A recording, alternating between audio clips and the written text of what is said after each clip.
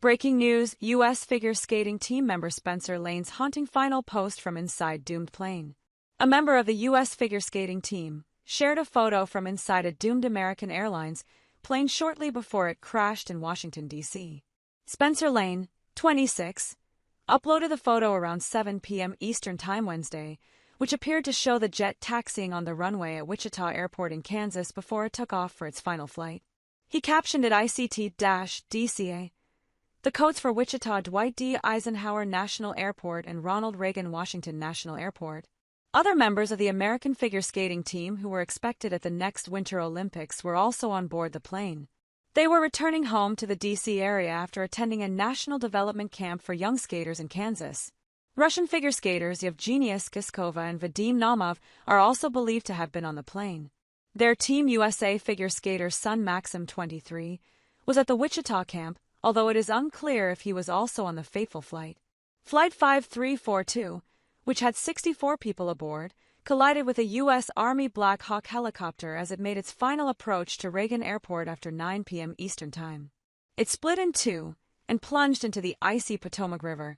So far, more than 30 bodies have been pulled from the frigid waters, with the death toll expected to rise substantially.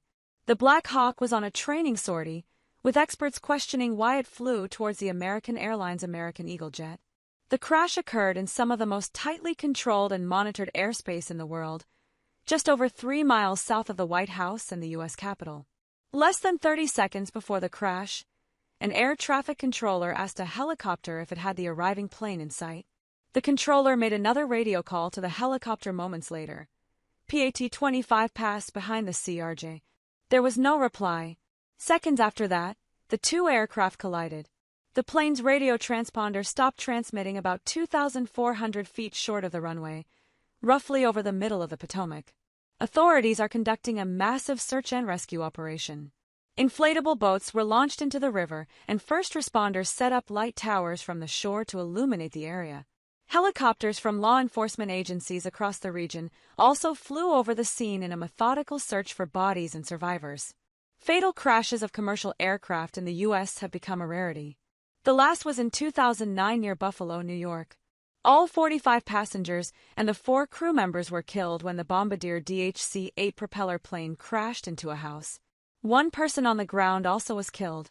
The incident Wednesday recalled the crash of an Air Florida flight that plummeted into the Potomac on January 13, 1982, killing 78 people. That crash was attributed to bad weather. Officials said during a press conference Thursday morning that they are going from a rescue operation into a recovery one, and the focus is returning the victims' bodies to their families. New Secretary of Transportation Sean Duffy said Thursday morning the crash happened in a clear night. Both aircrafts were in a standard flight pattern when the tragedy occurred, he added.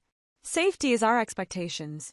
Everyone who finds in American skies expects safety. That didn't happen last night, Secretary Duffy said.